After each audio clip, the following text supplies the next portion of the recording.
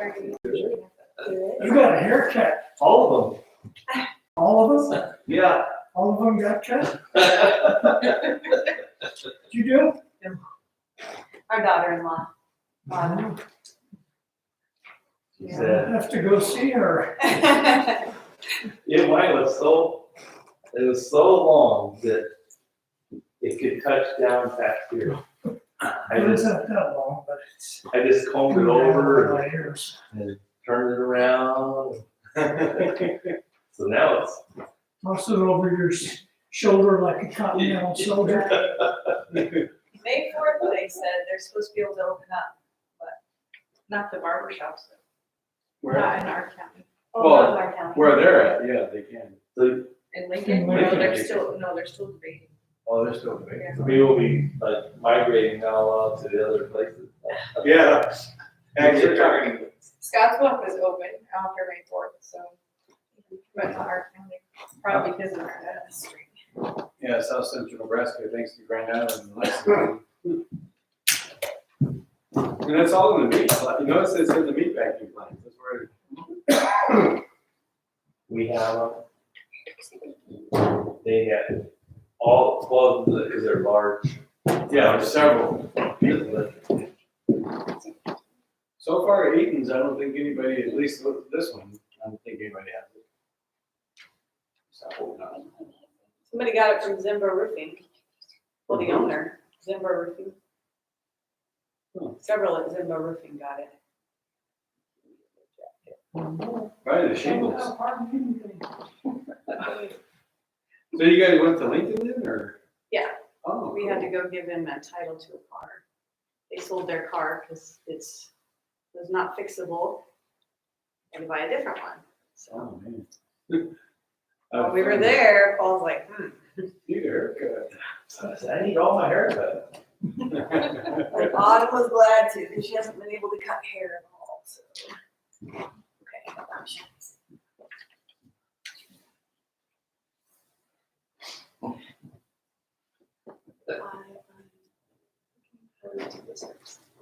Well, it sounds like for church though, sounds like after next Sunday, Yep, you still have to do the 6 6 feet feet, away, but yeah. you can sit in family groups. So. They said 50 instead of 10. I don't think. I didn't hear you even a can. number, I just heard that they, Some places are increasing it to 50. They'll have everybody has to walk around with us. Yeah. You can just walk around like this.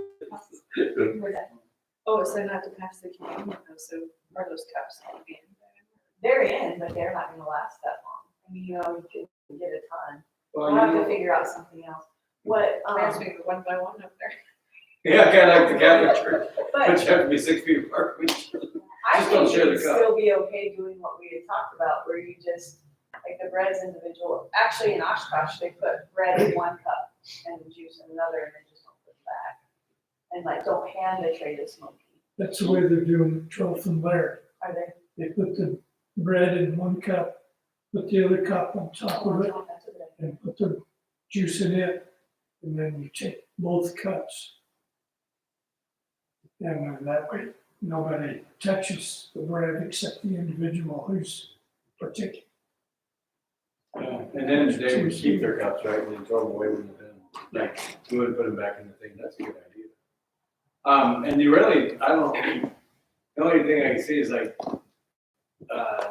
Jeremiah and his family probably be about the only ones, because I think the other ones are still not working. So it'd be interesting how we do it. Yeah, we gotta get a little bit of her too. Oh, that one does. No, that's fine. That's fine. You guys ready to sing? All right, good morning, everyone. It's great to be worshiping God. Let's turn number 42 for our first song, number 42. I noticed across the Facebook, Brother Dan is preaching in his parking lot. Of course, Brother Dan has a church that is far away from all the places, so and then seeing, others are just doing it by themselves, like the way we're doing it. So, all right, number 42, seek ye first.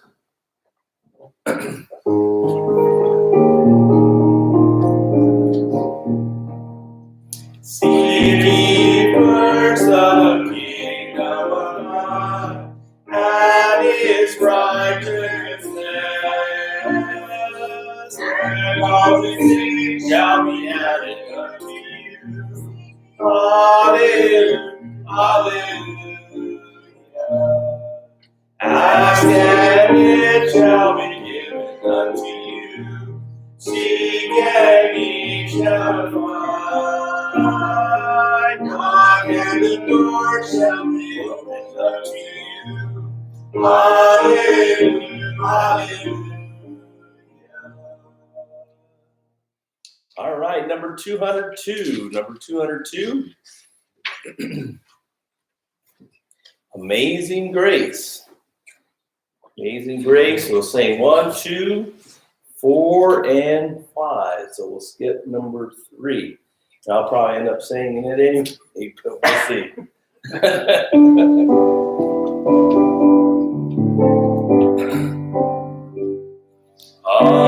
Amazing grace, how sweet the sound that saved a wretch like me.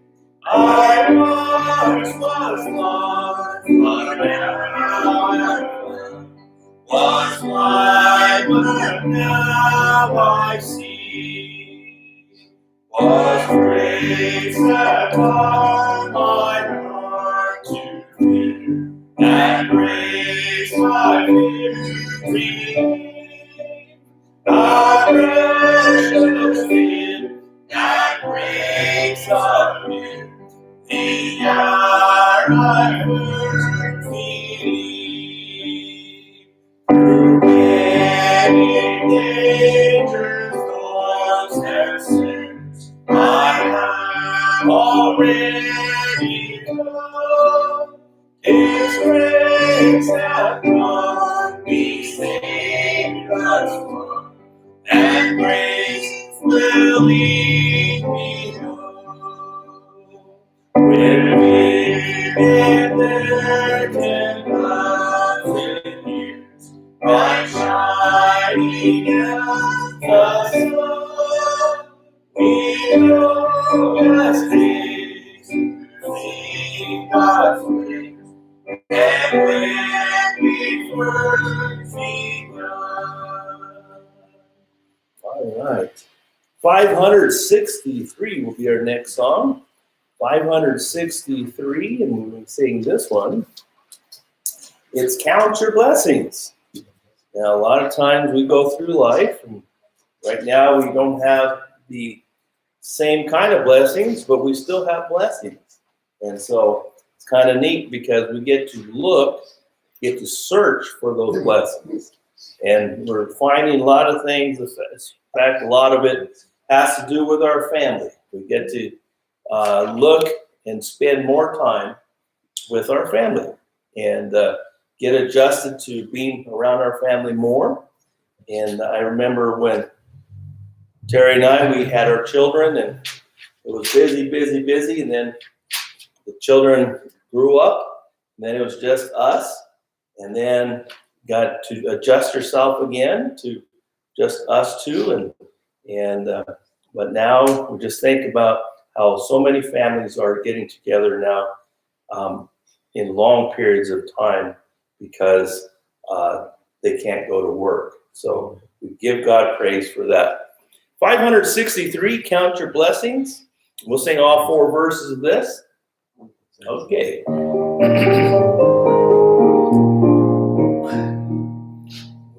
I was filled with tempted thoughts, when you are discouraged, thinking all is lost, count your many blessings, take them one by one, and it will surprise you what the Lord has done.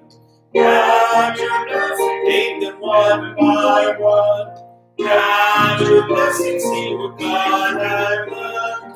Count your blessings, take them one by one.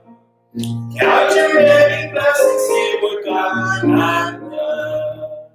Are you ever worried when you load up care?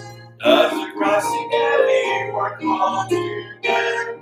Count your many blessings, every doubt will fly, and you will be singing as it leaves your mind. Count your blessings, name them one by one. Count your blessings, see what God has done.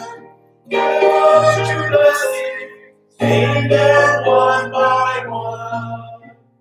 Count your many blessings, see what God has done. When you look at others with their lips and grow, think that Christ has come to see His love and glow. Count your many blessings, but He cannot buy your reward together, Lord, and one last night. Count your blessings, name them one by one. Count your blessings, see what God has done. Count your blessings, name them one by one. Count your many blessings, see what God has done. So men were often whether great or small, do not be discouraged, God is over all. Count your many blessings, angels will appear, help and comfort you to your journey's end. Count your blessings, name them one by one. Count your blessings, see what God has done. Count your blessings, name them one by one. Count your many blessings, see what God has done. A lot of times these songs were written because of something going on in the songwriter's life. And so a lot of times they do some internal seeking and looking at themselves and see what God is and what God does. And when you see this song as it's written, it kind of looks at his life or her life or whoever wrote it. And it talks about whether it's good or whether it's bad, you still count your blessings. And you just kind of wonder what time of life, what was going on in this songwriter's life. And but it becomes timeless because each one of us needs to be looking at the blessings that we are blessed with. All right, for our song to help us prepare for the Lord's Supper, number 185, When I Survey the Wondrous Cross. I'm going to sing all 4 verses of this one. And just think about the time Jesus is on the cross. Think about surveying it. And, you know, when we go through the scriptures today, we're going to be kind of looking throughout the crowd as Jesus Christ is there on the cross and, you know, the things that it means to him and what it meant, what it means to us. All right, number 185.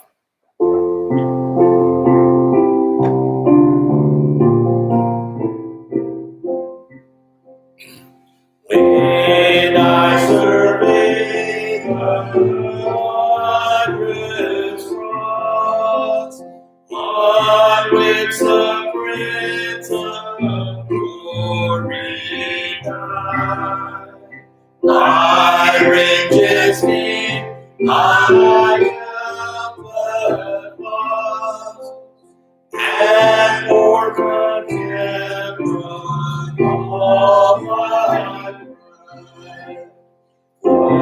Forbidden, Lord, that I should go, save in the death of Christ my God. All the big things that harm me most, I sacrifice them to His blood. Save from His hand, His hand is me. Sorrow and love will be good. look down.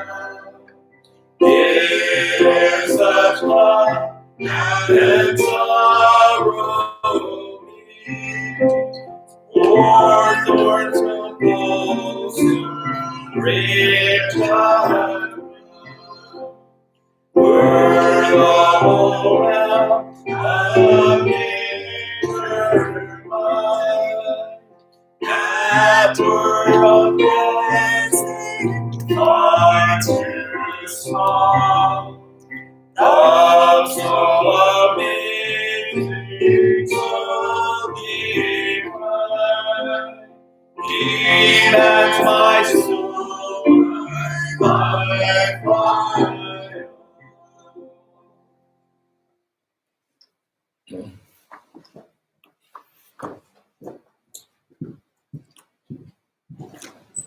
As we prepare our hearts for the Lord's Supper, I want us to take a look in the book of Mark. The book of Mark, and you can find the crucifixion, Matthew, Mark, Luke, and John.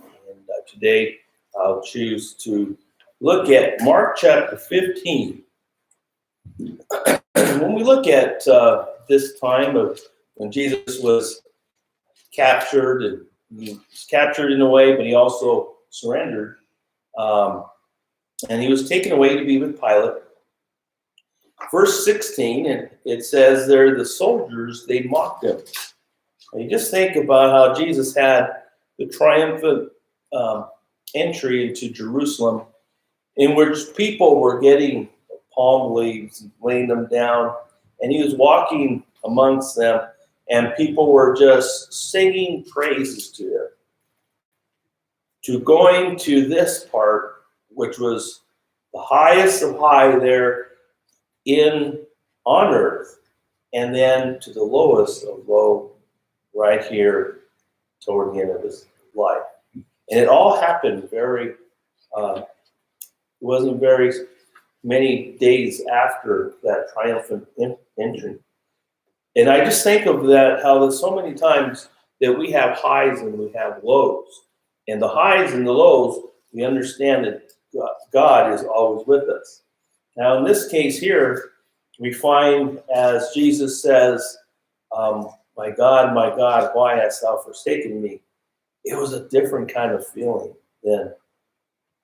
Because before, he was taken care of here on earth, and then God had to let him go so that he could die. It must have been the highest of high and the lowest of lows, just in that 2-week period. So let's take a look there. Mark chapter 15 and verse 16 says, the soldiers led Jesus away to the palace, that is the praetorium, and called together the whole company of soldiers, put a purple robe on him, then twisted together a crown of thorns and set it on him. And they began to call out to him, Hail, King of the Jews! Again and again they struck him on the head with a staff and spit on him. Falling on their knees, they paid homage to him. When they had mocked him, they took off the purple robe and put his own clothes on him. Then they led him out to crucify him. So first of all, what they did was they mocked him. They tried to bring him as low as they thought they could get him emotionally. And I just think of this, how they spit on him, they hit him, they dressed him up like if he was some character, like some doll or something like that. They just basically just knocked any kind of pride of a human could have, confidence, everything just down. And yet, with that kind of treatment, he was still ready for the crucifixion. I just think of that, where a lot of times we get mistreated and we just feel like just giving up. And it's not even close to what Jesus went through. So as they go to Golgotha, as he was carrying the cross, he couldn't carry it very well. Verse 21 says, a certain man from Cyrene, Simon, the father of Alexander and Rufus, was passing by. on his way in from the country, and they forced him to carry the cross. So they gave him the cross. So Simon had to carry the cross for Jesus. They brought Jesus to the place called Golgotha, which means the place of the skull. Then they offered him wine mixed with myrrh, but he did not take it. And they crucified him, divided up his clothes, and they cast lots to see what each would get. Now you just think of it, how it must have been all these things we're reading here, but when you're going through suffering, time goes real slow. When you read a story, this is really fast, but it goes really slow. And as we see him there, and they got his clothes, and they started gambling for it. Can you imagine someone just gambling for your clothes? And that's what they did to find out who could keep his clothes. Then, verse 25 says, it was the third hour when they crucified him. The written notice of the charge against him read, the King of the Jews. They crucified 2 robbers with him, one on his right and one on his left. Those who passed by hurled insults at him, shaking their heads and saying, so you who are going to destroy the temple and build in 3 days, come down from the cross and save yourself. So they got the very words that he had told them and used it against him. And they said, well, what you're doing now? You said this is going to happen. And look, you're there on the cross. That's kind of interesting because they were a little soon on this because it was going to happen. And Jesus never said that. He never did say, just wait, just wait. You know, that's something that we would want to say. We want to fire off to protect ourselves and to defend ourselves. We would say, just wait till I die, I will resurrect. He didn't say anything. Let him say so. Let him say. Same way the chief priests and the teachers of the law mocked him among themselves. He saved others, they said, but he can't save himself. Let this Christ, this King of Israel, come down now from the cross, that we may see and believe. Those crucified with him also heaped insults on him. So here we have the chief priest. Now he was kind of used to that. Chief priest and the teachers of the law, wherever he would go, they would mock him, try to trap him, and listen to his sermons so they could find out what they could criticize. And they were there probably as often as the other people, but they were there for a different reason. And so now they thought this is the best time of their life. Now they could make fun of him, use his words against him, and he can't do anything about it.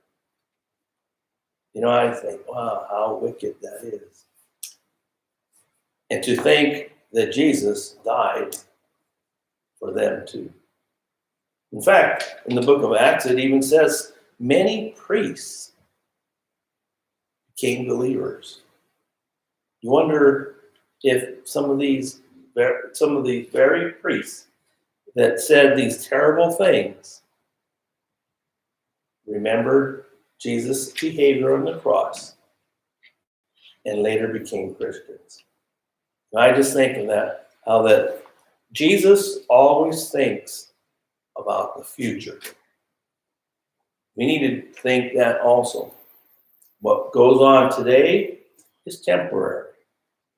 What goes on tomorrow, the future, is eternal. And Jesus Christ, yeah, he was there on the cross. Yes, he got mistreated. Yes, they spit on him. Yes, he died a terrible death. But that was only temporary. Our eternity is forever. Think on these things.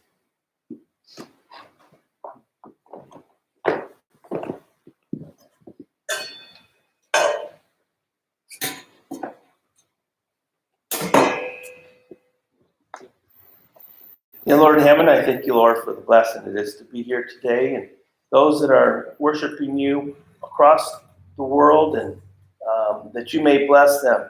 Help us, Lord, as we think about you, as we participate in your supper, that we'll do it in an honorable way, one that will be respectful, and that there'll be a memory, not only a memory today, but every day, that we will try to better ourselves and please you.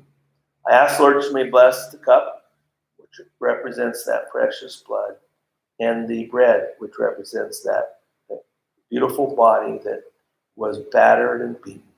I ask, Lord, that you may forgive us of our sins, as you have promised, and that you may lead us and direct us in our ways so that we can help others to become Christians too. In Jesus' name I pray.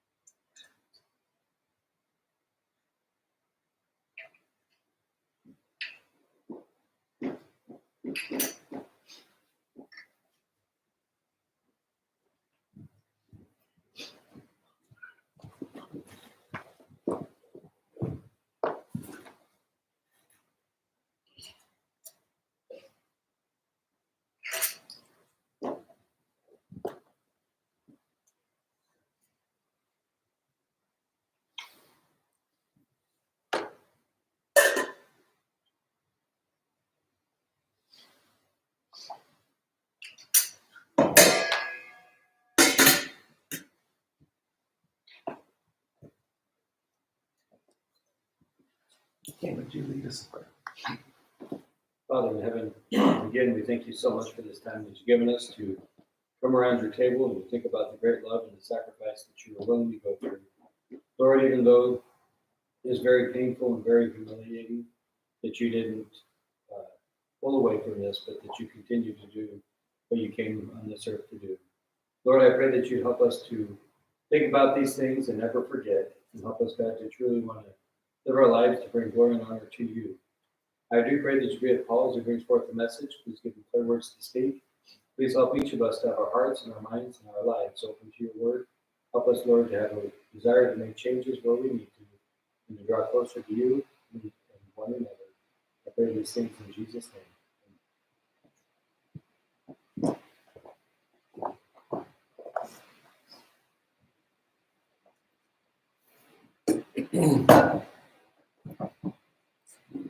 Drink a little bit of water.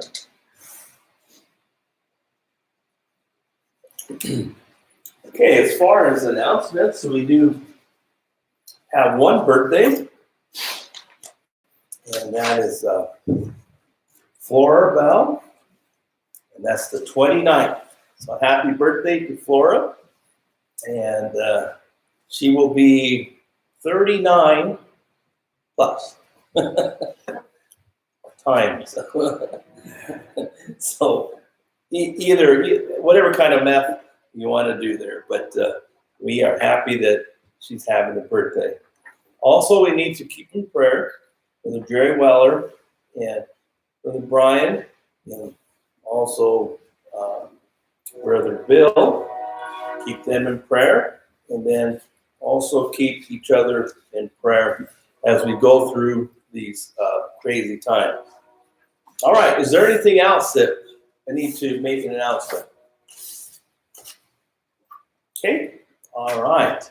So therefore, kind of interesting, as usually when we have church service, you have a lot of people going on, and they're putting in their 2 cents and their 5 cents and the quarters, and so with the small group, it's not quite that way. All right, let us turn to number 345, and we're going to hold this as our hymn to close out the morning. But this morning I want to talk about controlling our anger. Controlling our anger. Kind of interesting. My daughter and probably many other people have got some criticism and stuff for working and things like that. And people get mad at others because they're not wearing a mask, or they do have a mask, or because they're driving with a mask, and I know myself, if I drove with a mask, I'd be a detriment to others because I couldn't see because my glasses get fogged up. But I just think of all these things where people are getting at each other. And that's unfortunate because you go to a place, a department store, a grocery store, and people just like, everybody's like looking out at each other and not greeting one another like they used to greet people. And they look at you like you're getting too close, and it's just a total mess. It really is. And people, when people have an opinion, they can be downright angry and hurtful. And they can say things that you would just be like, what? Should we be treating each other like that? So that's what I want to talk about today, because a lot of times what happens is people will be on one side or the other side, and if you don't agree with them, they're going to get angry. And so I want us to understand that God wants us to control our anger no matter what side you feel like a mask or not to mask, to be or not to be, whatever. That stuff is least important of our worries. If we get angry and make people mad and they leave Christ altogether. You see, this is only temporary. Our life is eternal. So let's take a look at a few scriptures. Let's look at James chapter 1. James chapter 1, this is the younger brother of Jesus. And excuse me. And as we look at this, we find out a very familiar scripture, but one that we need to remember. And not say that these scriptures are only for certain times. You got to remember, we must behave in good ways as Christians at all times. Before COVID-19, after COVID-19. We need to understand these are scriptures that go through whatever we go through. All right, so James chapter 1 and verse 19. It says, "My dear brothers, take note of this. Everyone should be quick to listen, slow to speak, and slow to become angry. For man's anger does not bring about the righteous life that God desires." You see what it says there? Excuse me. Is that man's anger does not bring about the righteous life that God desires. Several weeks ago, my nephew was somewhere in a public place, and he didn't have a mask on. And he's just a young boy. And so this lady came up to him and chewed him out and says, "You realize you're going to kill people?" And she just laid it on him. This little boy didn't know what to say. What could he say? And I think about this, verse 20 says, "For man's anger does not bring about the righteous life that God desires." I just think of that. What did that lady prove? She was angry. She wanted to tell him to get a mask on. Couldn't she have said it a little more politely? Couldn't she have just said, something like, "I'd appreciate you if you would wear a mask. I am worried that I might get it." But no, instead, "You're going to kill somebody." And I'm thinking, did you prove something right? You didn't. It says here, we want to bring the righteous life that God desires. There's a better way to say something. If you have an opinion there's a better way to do it than the way that lady did it. And, you know, I don't know what it did to my nephew. I don't know. Some people, they're like ducks in water. The water just goes right up. Others might internalize it. And then every time they hear about someone passing away because of COVID-19, that person might get very feeling guilty and sad and you know, maybe do something terrible to themselves. But, you know, we need to think about what we say before we say it. And you know what they always say is that if you're angry, don't say anything till you cool down. I know that's a good thing to do when you're disciplining your children. If they might do something that angers you, but if you respond in anger, and you might not act or react the proper way. So you have to let yourself cool down. So many times we think we must say it, but how are we saying it? You got to remember, this is only temporary. This seems forever, but we got to remember that there's going to be life after COVID-19. And if we go over there and we spread harshness and make people upset, then we'll say that it ends in a couple of weeks, and we go out there and we knock on someone's door, we see somebody, and we invite them to church, and it's that person that you got upset, that's going to go right out the window. Your witness has been killed. So we've got to understand that. Let's look at Proverbs chapter 15.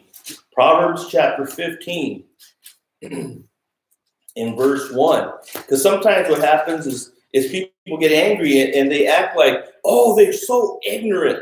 One of the things that bothers people the most is if you condescend, when you talk to them and you condescend, you look down on that person and you say as though they are very ignorant. It's kind of interesting because you know what? There are so many different things that people say about this COVID-19. Some say stay away from people. Some say get close to people so you can immunize. And it goes back and forth. They say it may be deadly to some. It may not be deadly. And it goes on and on and on. And there's so much. If someone wants to choose a side, then all of a sudden you've got enemies. And I just say we need to make sure that we're not joining the side and attacking people. So Proverbs chapter 15, verse 1 says, a gentle answer turns away wrath, but a harsh word stirs up anger. You see, a gentle answer, it turns away the wrath. So there might be some problems, but it diffuses it. The harsh word makes it more and more agitated. You know, I just think about Christianity that it's very hard to spread the word of God when you've got the person angry. And so this temporary thing that's happening, let's remember it's just temporary. Let's not stir up people. Let's not be condescending. And let's make sure that we're allowing people to go through what they're going through, pray for them, do our very best to be honorable of them, but let's not get on everybody's face, as it were. Let's look at Ephesians chapter 4. Apostle Paul says something about this. Ephesians chapter 4, verse 29. Ephesians chapter 4, verse 29 says, do not let any unwholesome talk come out of your mouth, but only what is helpful for building others up according to their needs, that it may benefit those who listen. All right, so sometimes people say, well, this is helpful. I need to tell them. But how are you telling them?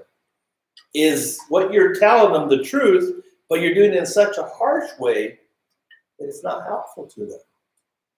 You see, if you've ever had children and if you talk to them, you can see when they tune out when you're talking to them.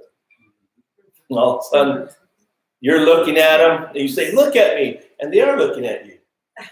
But all of a sudden, they're tuned out. And you're like, look at me. And they say, I am looking at you. But you know they're not really listening to you. That's really what you want them to do is pay attention to listen. But you know what? Sometimes you just kind of wonder, maybe it's the way I've reacted. Maybe say, here it goes again. Right away, I'm going to look straight at him. But I'm not going to listen. I'm just going to look at him. And, you know, we can get people to look at us because of how angry we are, but that doesn't mean they're listening to us. So if you're saying what is right, it may be right, they're not going to listen. You have to make sure that you're doing what Apostle Paul says, that you make sure that you're doing stuff that is helpful for others to build them up, to build them up. And, so many times we forget that. We forget that we need to be building people up and not tearing people down. We need to control our anger. People are going to say some terrible things. People have said terrible things to me, even about having a small group, and we're going right by the law. The law says, and we're going by the law. But, yeah, you just don't care about anybody. I do care about everybody. So I want to have services. And that's why we're broadcasting the services. But people make terrible judgments. And they will say terrible things. They don't even know what's going on. And yet they still make those judgments. So we want to make sure that we understand COVID-19 virus is only temporary. It feels like forever. In fact, I still dream. Every morning when I get up in the morning, I think, is it over? Is it over? And I keep doing that. I feel like one of these days it's going to be over. But then you also got to consider, is it going to be the same after that? Is every time there's a virus that comes by, we're going to do the same exact thing? What's going to happen? I don't know. All I can say is that I have to have a proper attitude through this whole thing so that the church will remain relevant in Hastings, and the church may be relevant in the whole church, in the whole world, if we don't turn people away because of something like this. And so many times, people don't realize that. There'll be a time, even maybe 2021, we'll look back and we'll say, remember in 2020, the crazy things that were going on? Remember all those things? And then, unfortunately, you might have to say, remember how I turned away some people because of my behavior? And I'll never get them back.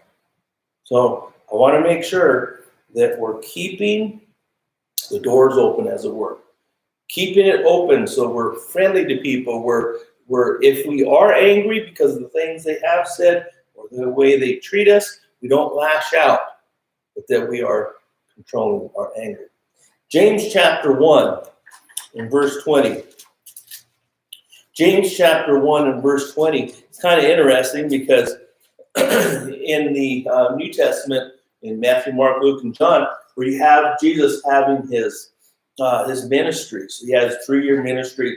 And he had 2 brothers that were very, very adamant. They were very fiery. In fact, Jesus called them the sons of thunder. So one day they were mistreating Jesus, and he says, and these two men said, hey, let's call down fire from heaven and consume them. It's like, okay, you're angry. Your anger is not really contributing in a good way. Because Jesus was looking for what? Future. And some of those very people that James and John were angry about may have become Christians in the future. I just think of, for instance, when we were reading Mark today, we were reading how Jesus was on the cross and the chief priests and the elders and the teachers of law were making fun of him. And you just think of how he could have called down 10,000 angels and got rid of those guys. But then when you study in the book of Acts, you find out many priests became Christians. Well, that means they wouldn't have had a chance. And I always think of the future. I don't always think about the present. I know my behavior in the present is going to determine their future. And that's what Jesus, his whole idea was, how I behave in the present is going to determine their future. And that's what I got to understand too, is the way I act right now in the present will always affect those in the future. So let's look at James chapter 1 and verse 20. And it says, for man's anger does not bring about the righteous life that God desires. Think about that, man's anger. And we can do that sometimes is we think that, God, we should do it this way. We should do it that way. No, let's let God be God. Let's be his servants. Let's let him do what he feels necessary. And let us just be a gentle, loving servant. So anger is a natural characteristic of humans. We have a tendency to fight back when injured. We have a tendency to get angry with injustices. We have a tendency to get angry with mistreatment. And if anger is controlled, it's okay. God even says that. It's okay. You can get angry, but you need to control it. All right, let's look at Ephesians chapter 4. Ephesians chapter 4 and verse 26. And that's why sometimes we'll say, Christians, you're acting like Christians should be just someone that's not affected by anything. So something happens, nothing happens. Just there is peace as to be. Peaceful, peaceful, peaceful. You don't even know anything happened because, they never get angry. No, you notice what Apostle Paul says.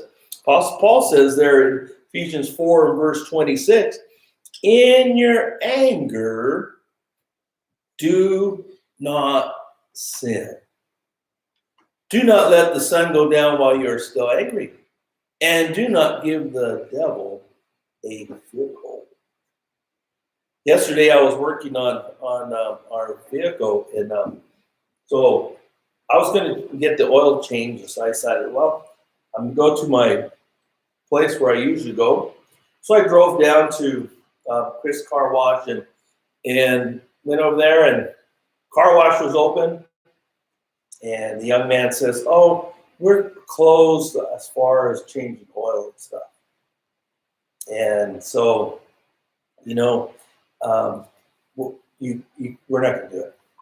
So then my second place that I usually go to is Tom Dinsdale. So I called them up and I said, "Hey, are you guys open for oil change?" "Oh, he's not here today. You have to call some other day next week." So I'm thinking I need it now, so I said, "Well, okay, so now I need to change the oil. I don't have an oil container. I left it at my old house. And it's windy. You know anything about changing oil in the wind? When the oil comes out, the wind blows. And the wind blows the oil all over the place. It doesn't go straight down. And I did not want to do that. The wind is blowing and it's going to go all over the bottom of the vehicle and all over our driveway. And so I said, okay, I'm going to do it. So I went over there and I hadn't changed the oil of this car. And so I went to the place and got the oil. They had a sale going on. So, yeah, all right, good. And then came with the filter. The sale came with the filter. So, all right, that's good. And then I thought, okay, now I get ready to put the oil in, and and changed the oil filter, and I noticed it's not an oil filter like ours, the old metal ones, or you get a hold of it, turn it, and it's all there. No, you pull it off, and then there's a filter on a plastic thing. It looks like a shish kebab. So there you got a filter on this long thing, and you stick it on there. And I thought, wow, I've never seen anything like that before. And so I'm getting ready I better YouTube it. So I YouTubed it and found out it also needed to have some O-rings, brand new O-rings, because those O-rings get hot and start stretching out. I opened my filter, the filter didn't have it. So I had to go all the way back. Got some O-rings. They gave me some from a different package. So I start putting those on. Well, when I was trying to get the oil out, the people wherever I go use a machine to put the oil plug back in. So here I am laying underneath this vehicle trying to get the oil plug off.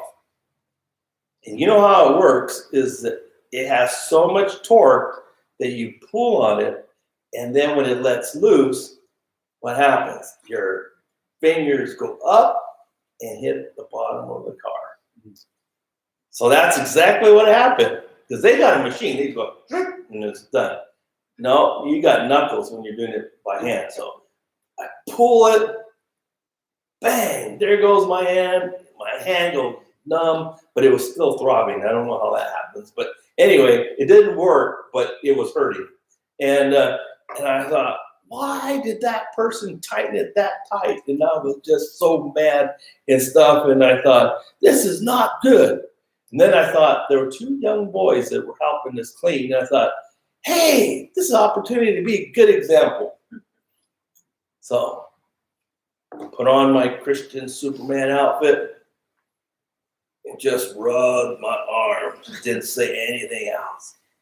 Meanwhile, inside, I was still angry at that guy that put my oil plug on really tight. And finally, there came a little bit of feeling back.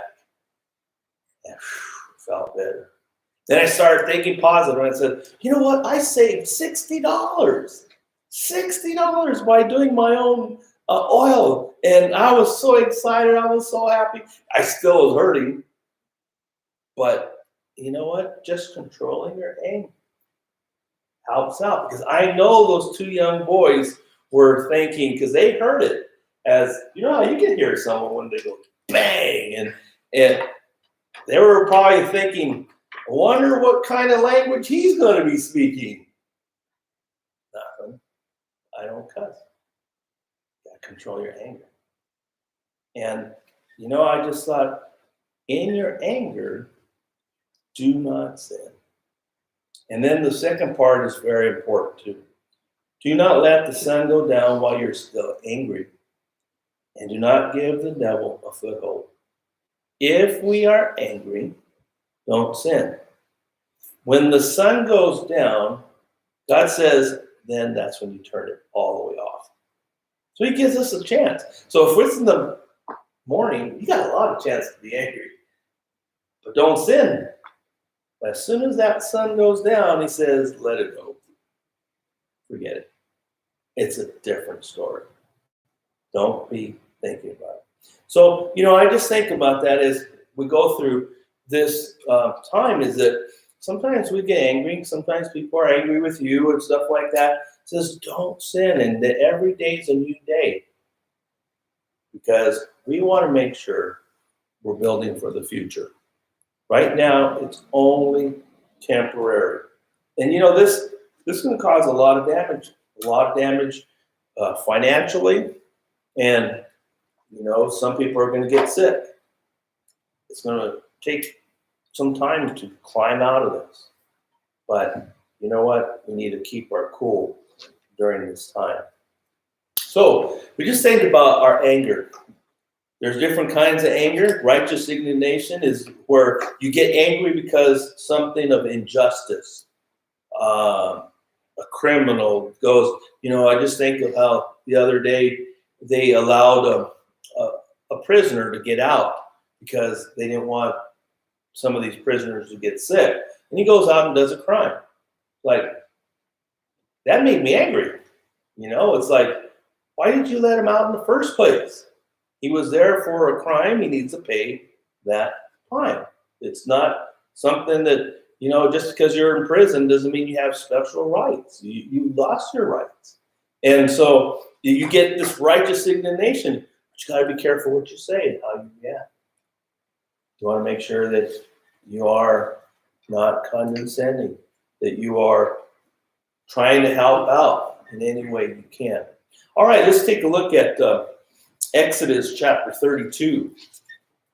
Exodus chapter 32. And I always feel for Moses, because Moses, they always draw Moses, or they have Moses in great big statues and beautiful drawings and things like that. But when you study the Bible, you'll find out while Moses was alive, he was not looked upon with honor and respect. He was disrespected all the time. It wasn't until way after that people started talking about Moses as a great person. And it's kind of sad because he was always a great person. It's just that the people during his time did not appreciate him. And it's kind of a sad thing. Why do people have to get greater after they die? They were the same person. And they were doing great things while they're alive. You need to appreciate them and respect them while they're alive. And, I just think about Moses, when he did finally die, he went up to the mountain and he seen Canaan. And then God took him away. And I just think of it, that all the people that disrespected him and stuff, they were all dead. Because remember, they were going to walk around for 40 years till all those people passed away. And so here, he didn't even get the proper respect when he died.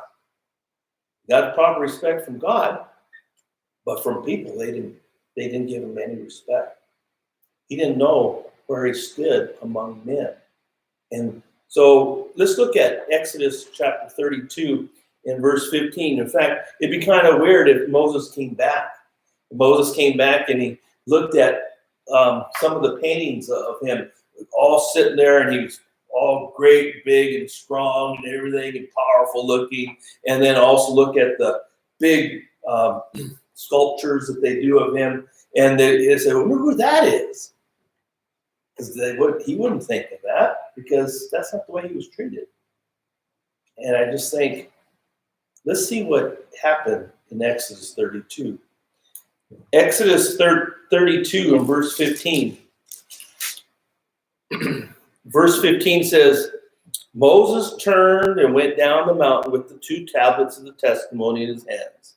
They were inscribed on both sides, the front and the back. The tablets were the work of God, the writings with the writing of God engraved on the tablets. So here, Moses and Joshua were coming down the mountain. As they were coming down the mountain, they were excited. They had got the 10 Commandments. They've got these tablets in which God wrote the commandments. And you just think about this. Here he's coming and he's got them, and he's all excited to tell the good news to the people. You just think about that.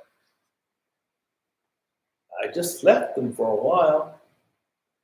I just went to go see God, see what his special instructions are. Now I want to share it with you guys. Verse 17, when Joshua heard the noise of the people shouting, he said to Moses, "There is a sound of war in the camp." Moses replied, "It's not the sound of victory. It's not the sound of defeat. It's the sound of singing that I hear." When Moses approached the camp and saw the calf and the dancing, his anger burned, and he threw the tablets out of his hands, breaking them to pieces at the foot of the mountain. And he took the calf they had made and burned it in the fire. Then he ground it to powder, scattered on the water, and made the Israelites drink it. He said to Aaron, "What did these people do to you that you led them into such sin?" "Do not be angry, my lord," Aaron answered. "You know how prone these people are to evil. They said to me, 'Make us gods who will go before us.' As for this fellow Moses who brought us up out of Egypt, we don't know what has happened to him." So I told them, 'Whoever has any gold jewelry, take it off.' Then they gave me the gold, and I threw it into the fire, and out came this calf." So here he sees all this crazy stuff going on. He talks to Aaron because Aaron is a spiritual leader. Remember, he became the high priest. And you just think, Aaron, you couldn't control these people? I'm talking with God. I come back with these commandments, and there's a mess out there. And what does Aaron say? He says, "You know these guys are crazy. They're prone to sin." And Moses had to agree with that. But he was still angry. And then he was so angry, Aaron even got shook up, but he says, "I just threw it in there. Boop, there goes the cow." I'm thinking, yeah, I'm sure that's not the way it works. You know, I just think of that where Moses was very, very angry. And, you know, I just think of how so many times people will get angry over something that really is irrelevant, and yet they won't be so angry about sin. And, you know, I just think about that. I think, where's my anger? Is it at the proper place? Is my anger in something that's kind of irrelevant, or is it about things that are relevant? I'm not saying that coronavirus is irrelevant. I'm just saying that sometimes people get so excited about things that really don't amount to anything. You know, I told this story before, but several years ago, my friend and his buddies were all drinking, and they were just drinking, and they were talking about the football season.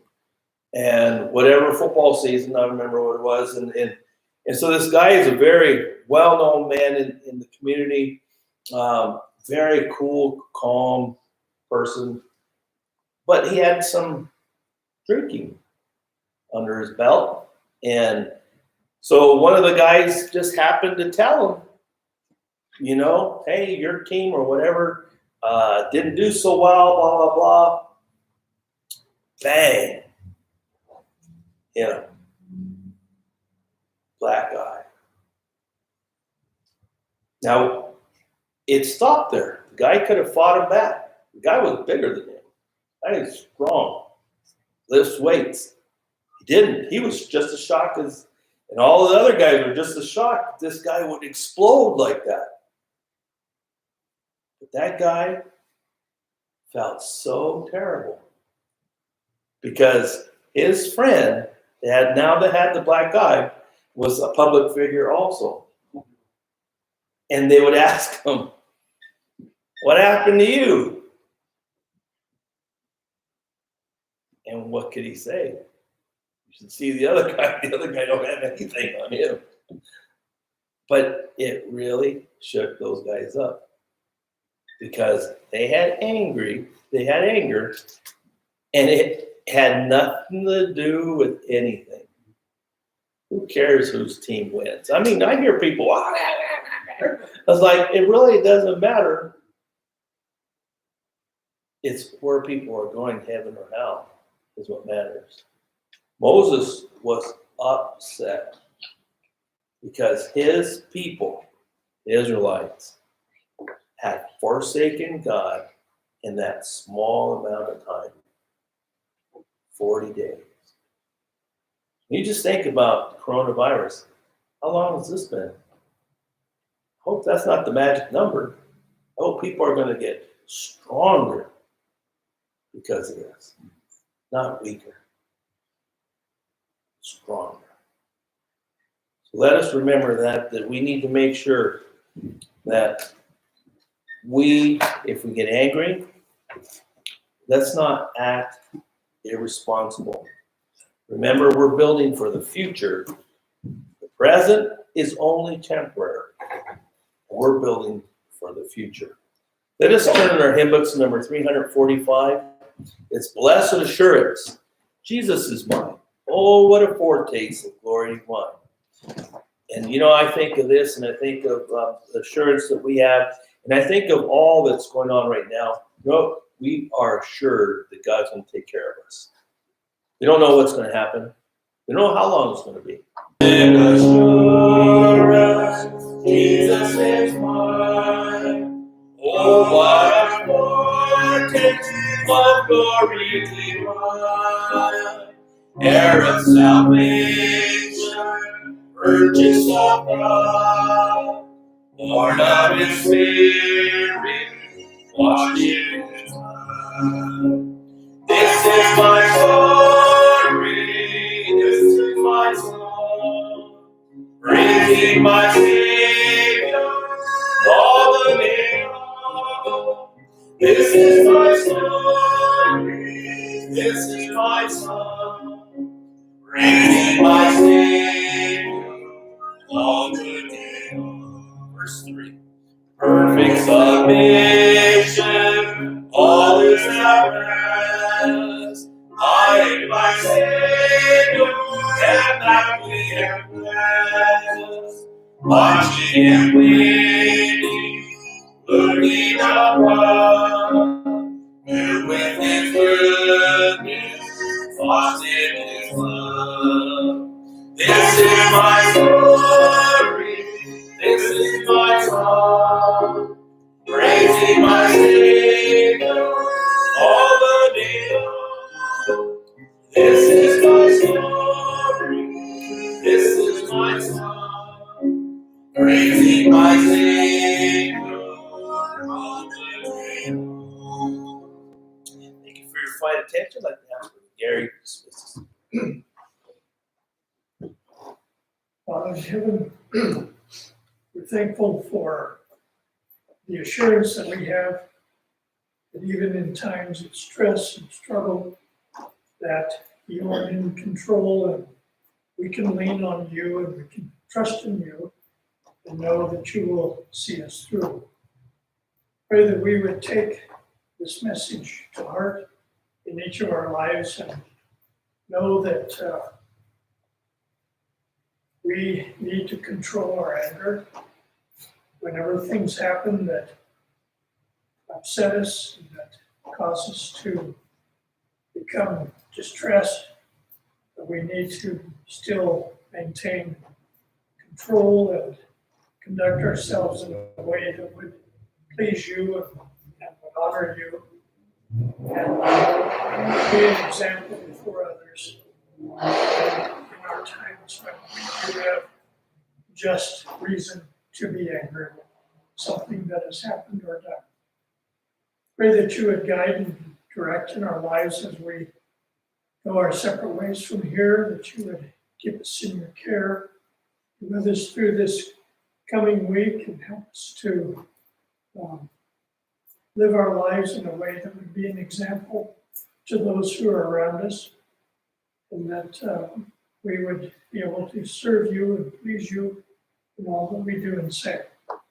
Be with our families, watch over them, keep them safe during this difficult time, and pray that you'll be with those who are in positions of leadership in our country, in our state, in our city, that they might make decisions that are in keeping with your plan and would be for the good of all. Watch over us and guide us through the day and through the week. And forgive us when we fail you. I pray in the name of Christ. Amen. Amen. Happy birthday, Joshua. Joshua. Joshua's is same day as JR's. Joshua. Magnuson. Oh.